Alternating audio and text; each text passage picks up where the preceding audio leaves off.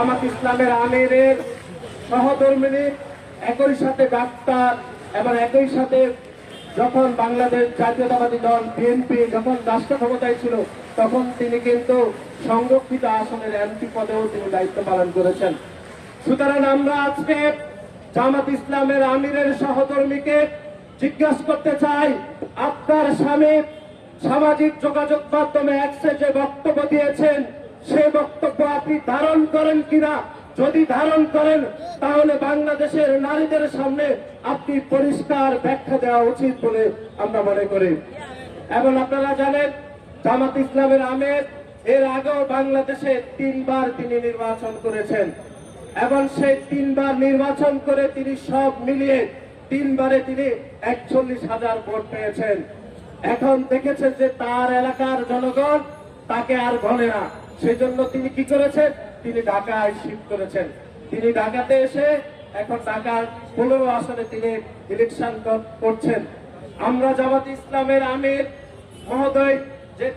মহোদয়কে বলতে চাই, আপনার এলাকাতে আপনার নেতাকর্মীরা, সিলেটের সাধারণ জনগণ আপনারা যেরকম প্রত্যাখ্যান করেছেন, প্রত্যাখ্যান করে আপনি যে ঢাকায় শিফট করেছেন এটাকে আমরা সাধুবাদ জানাই।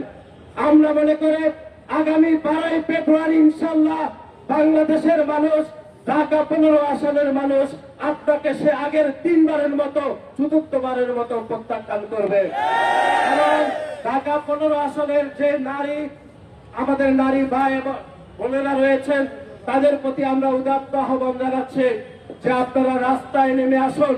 জামাত ইসলামের আমির যে বক্তব্য দিয়েছেন সেই বক্তব্যের আপনারা প্রতিবাদ করুন।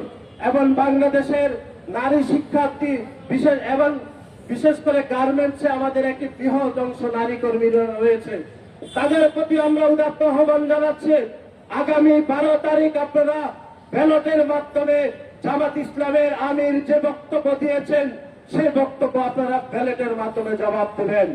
এবং আমরা মনে করি জামাত ইসলামের আমির যে বক্তব্য দিয়েছে সেই বক্তব্যের প্রতিবাদে বাংলাদেশের কর্মজীবী নারীদের প্রত্যেকে এই বক্তব্যের প্রতিবাদ স্বরূপ রাস্তায় নামা উচিত বলে আমরা মনে করি। আমরা আজকের এই বিক্ষোভ মিছিল এবং সমাবেশে আপনারা অনেকেই উপস্থিত হয়েছেন, সেজন্য আপনাদের প্রতি আমরা কৃতজ্ঞতা জানাচ্ছি। আমরা মনে করি বাংলাদেশের 5 আগস্ট পরবর্তী সময়ে যে একটি ইতিবাচক রাজনীতি চলমান রয়েছে সর্বস্তরে, সেই ইতিবাচক রাজনীতিকে কিভাবে বিষাদগার করে ও ষড়যন্ত্র করে কিভাবে বাংলাদেশের নির্বাচন ব্যবস্থাকে কিভাবে আরো পিছিয়ে দেওয়া যায় তার সকল ষড়যন্ত্র জামাত ইসলাম এবং তার দোসররা করছে।